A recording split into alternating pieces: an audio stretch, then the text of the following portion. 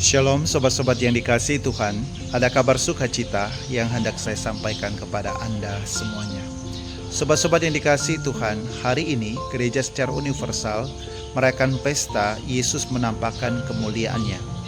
Sobat-sobat yang dikasihi Tuhan, ada sebuah kisah di mana ada seorang anak yang lahir dari keluarga yang sangat kaya.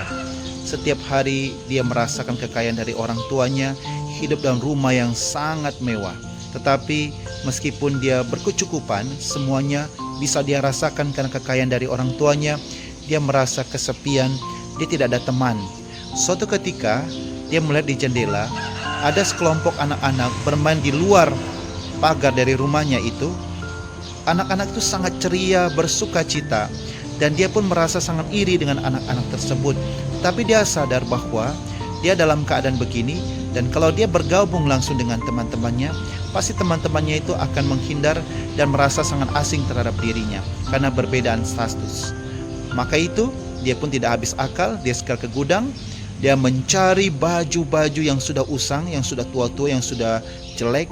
Terus dia mengganti bajunya yang bagus itu dengan baju yang jelek itu, dan dia pun menyusup pelan-pelan keluar, dan akhirnya dia pun bergabung dengan teman-temannya, dengan teman-teman anak kecil yang bermain di luar dari pagar rumahnya. Dan akhirnya apa yang terjadi? Ternyata teman-temannya melihat bahwa ada orang asing yang bergabung, orang baru bergabung, langsung menerimanya dan langsung mereka bermain dengan penuh sukacita. Setiap hari dia melakukan demikian, tapi dia tidak pernah membocorkan bahwa dia adalah anak orang kaya yang pemilik rumah yang sangat mewah di dalam pagar tersebut. Sobat-sobat yang dikasihi Tuhan, kita lihat bagaimana Tuhan Yesus, Allah yang penuh dengan kemuliaan, tetapi rela menutup kemuliaannya, rela mengosongkan dirinya, meninggalkan kemuliaannya hanya demi ingin bergaul dengan kita umat manusia yang berdosa. Dia menutup kemuliaannya dengan daging, dan seperti manusia biasa dia bergaul, berjalan, dia pun melakukan banyak perbuatan baik bersama dengan para rasulnya. Sobat-sobat yang dikasihi Tuhan, Yesus rela kenosis, mengosongkan dirinya sekosong-kosongnya supaya bisa bergaul dengan manusia. Sobat-sobat yang dikasihi Tuhan, Yesus adalah seorang pemimpin. Dan pemimpin kita tahu hanya mempunyai dua hal di dalam kehidupannya, yaitu followers maupun haters, pengikut atau pembenci. Tetapi Yesus mengatakan kepada para rasulnya, engkaulah adalah sahabat-sahabatku.